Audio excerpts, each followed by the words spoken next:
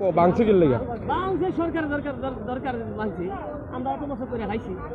এনে বানাইবো কি? হ্যাঁ বানাইবো কি? সরকারের যে পদ্ধতি নিয়েছে সরকারের দরকার আছে দেখে বানাইবো। সরকার কি আমার কাছে কইয়া বানাইবো কি জিনিসটা করবো?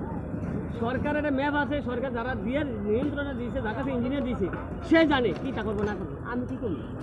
এই যে দরকার এটা এই সময়টা দিছিল সময় যে বহুত আছে থেকে দিতে আছে শিশু কথা দিতে আছে। এখন এই দোকানদার গুলো কই যাবো? দোকানদার কই যাবো? দোকানদার এত বছর করে খাইছে না। হ্যাঁ সরকার নিচে আমার মালাগো সমস্যাটা কিটা? দোকানদার এখন যে দোকানদার ক্ষতিগ্রস্ত হয়েছে না? ক্ষতি কোনো কথা না, এত বছর করে খাইছে না তারা এই সময় সরকার ক্ষতি হয়েছে না। সরকারের কোনো দিছে আমার মস্ত যে সরকারের নীতি আসলে আমরা এই সমালোচনা কেন করি? আমরা এত বছর করে খাইলাম, মহান আমরা নীতি আসলে সরকারের বিবেচনা করি বদনাম খাই।